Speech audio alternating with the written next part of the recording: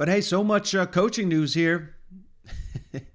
We got to remember, we got an SEC championship game this weekend. And, do a little preview here. Kirby, Nick Saban, both met with the media here on Monday to discuss the game. Here's a couple of interesting stats I saw from Chuck Dunlap of the SEC. The winner of the SEC championship game has advanced to the national championship 14 of the last 15 seasons. And without a doubt, this Saturday to me, I don't know about you, but this game here feels like the national championship, particularly for Alabama, because if they lose, don't see any path for them to get into the college football playoff. Their backs are against the wall. They've been through several tough games here in a row. Georgia's coming in. It's tough to say rested, but hell, they basically played back-to-back cupcakes and just cruised in both those games. Got a lot of backups, time to play on the field. Will that be a factor? Just so many advantages for Georgia in this matchup. George Pickens is coming back. We're getting healthier for the Georgia Bulldogs, whereas Alabama, Brian Robinson's banged up. The offensive line's a little banged up. I don't know. This is not coming in well. This is not looking great for Alabama. But here's another interesting stat. This one from Peter Burns of the SEC Network. There have been 29 SEC championship games. The underdog has won only 4 of them. And, of course, Georgia's the favorite here by 6 points, got to remember.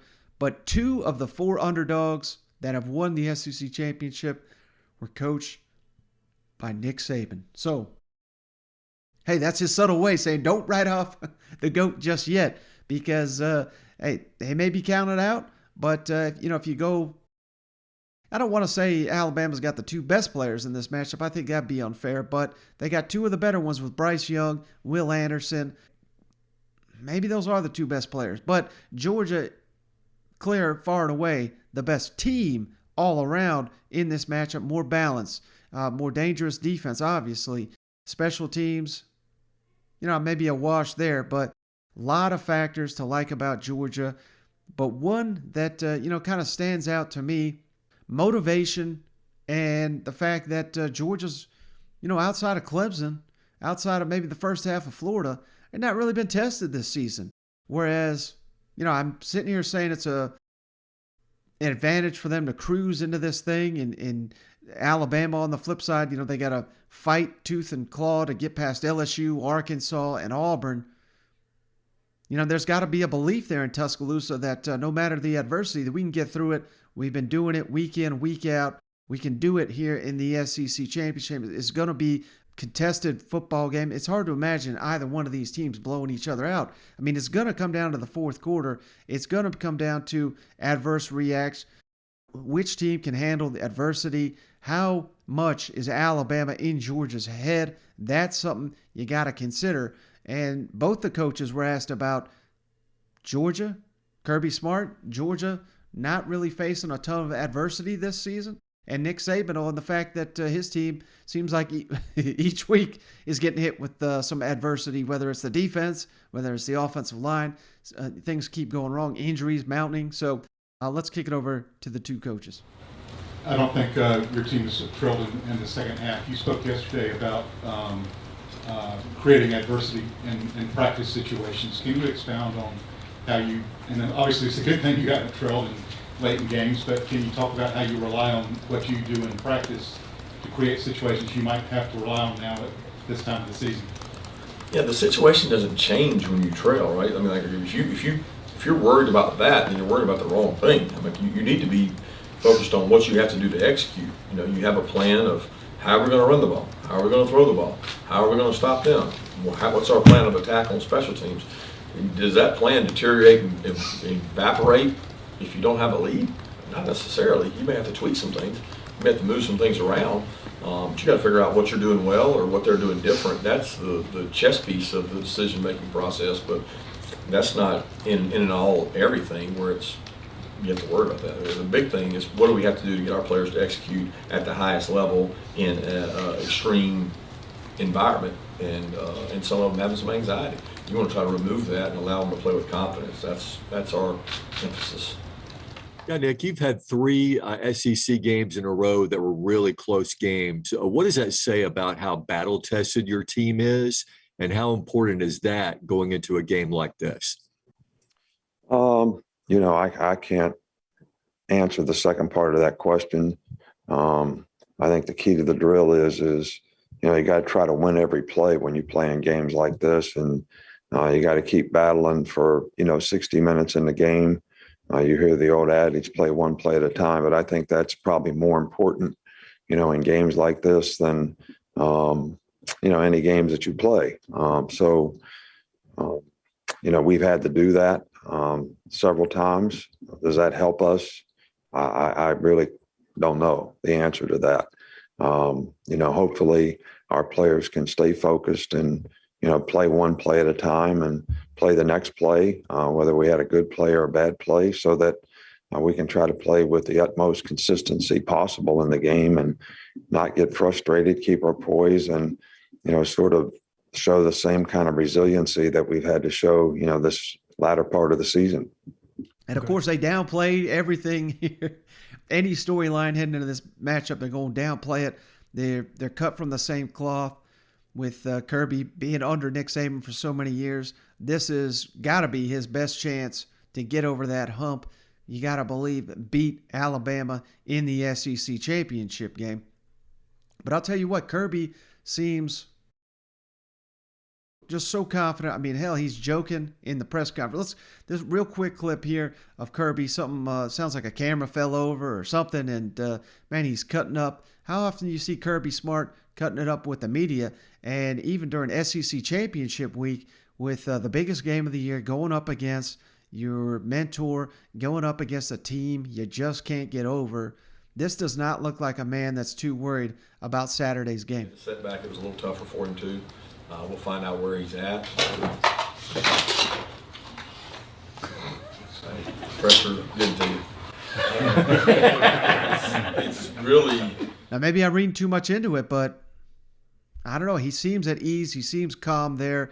I think he's just uber confident in his team and in the game plan. Hell, I don't think it's a stretch to say that the coaches, these SEC coaching staffs, particularly Georgia, Alabama, LSU, A&M, all the big ones here, they have got such a large coaching staff that, they got 20, 30, 40 guys in there. I'd say the majority of them have been working at Alabama the last couple of weeks in Athens. I don't think they've had that luxury in Tuscaloosa. So I think they're feeling great, particularly when they look across and see Alabama's offensive line struggle against LSU, struggle against Auburn, and all the monsters they got down there in Athens.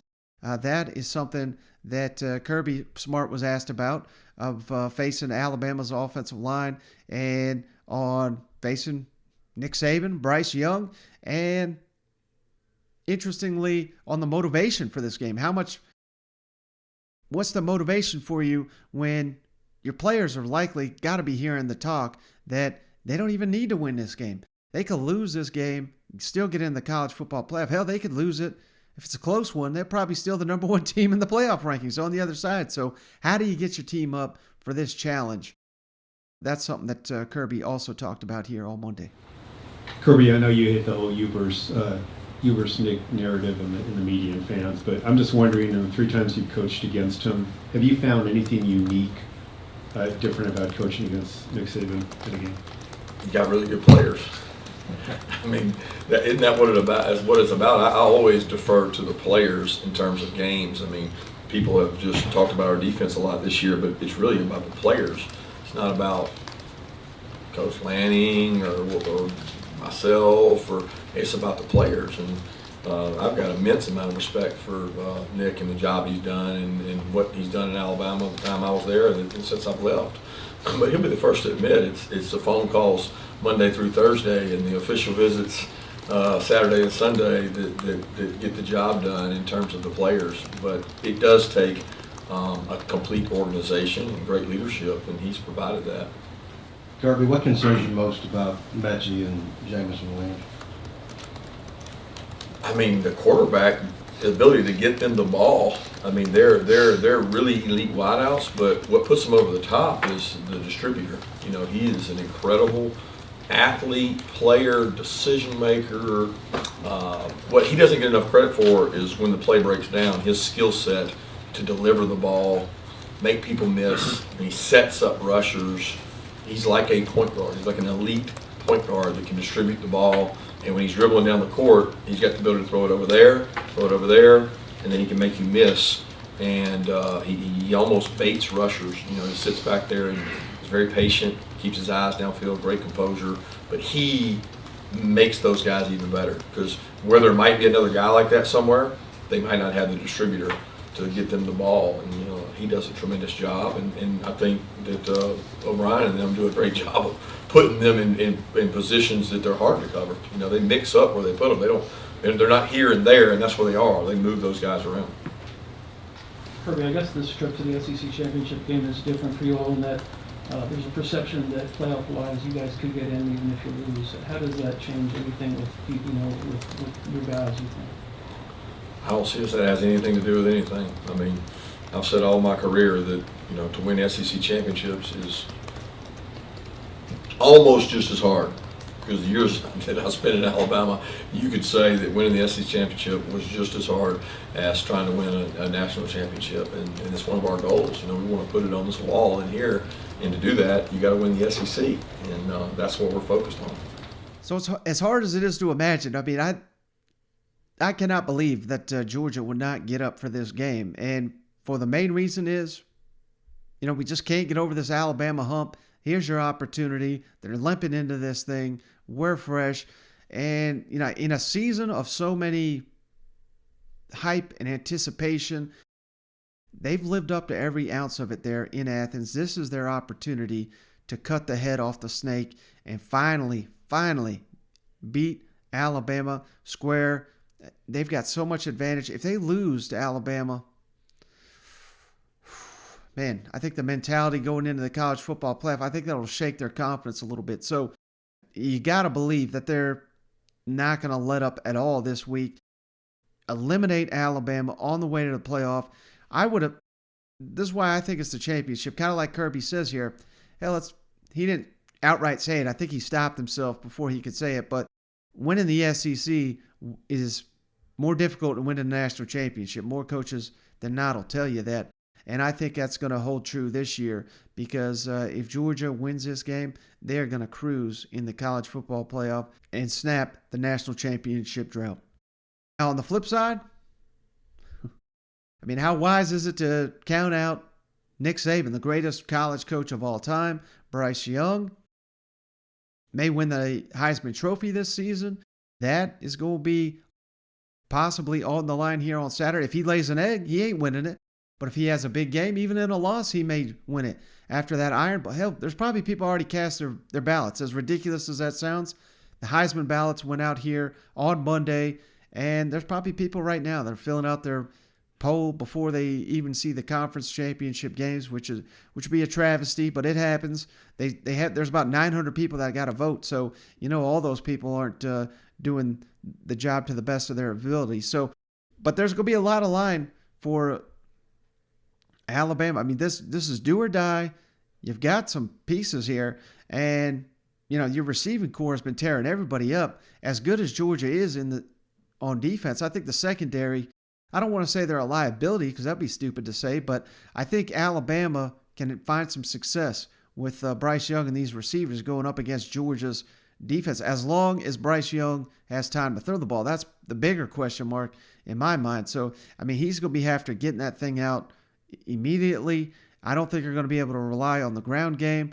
And can Bill O'Brien, who sounds like he's got his one foot out the door already to Blacksburg, can he dial up the game plan of the year here against Kirby Smart and Dan Lanning's defense? That remains to be seen. But that's something they're talking about already, fixing the issues on the offensive line. Georgia's defense, incredible defense, and on Brian Robinson's injury status heading in to the SEC championship game. You talked post-game some of the issues on the O-line. What are some of the things you feel are correctable up front in pass protection and run blocking? I think we got to play more physical. I think we got to be more aggressive in terms of, how we come out of our hips, play with power, whatever it is. We got to try to dictate, when we're in the run game and get moving. We did a better job of that in the second half. And we got to give our players, a good chance with some advantage runs when we do try to run the ball. So pass protection was an issue at times, but, we just got to do a better job of, staying square.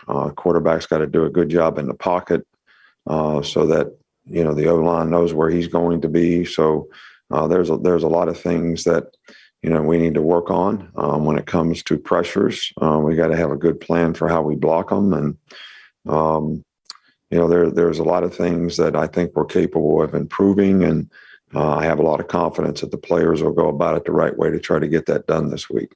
Yeah. What makes this Georgia defense unique in 2021 in a era of offense, era of college football dominated by offensive football? Well, I think they've been very good on defense for several years. They were very good on defense last year, too. They got a lot of the guys back that are experienced, in that regard. They play a good system. They have a good scheme. They're well coached, and they have really good players.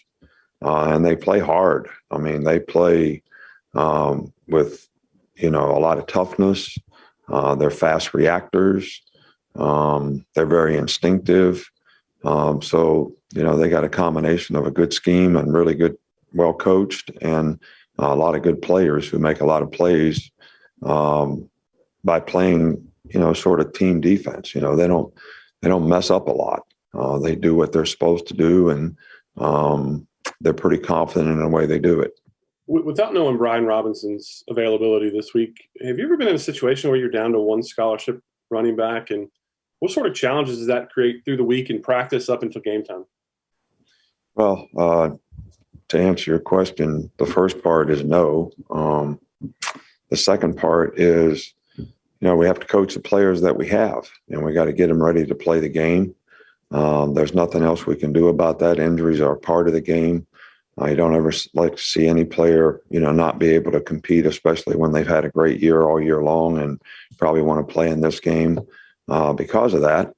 But we, as a coach, you just have to coach the players and try to get the players ready that you have available to play in the game, and have confidence in them and try to do the things that they can do well to help the team.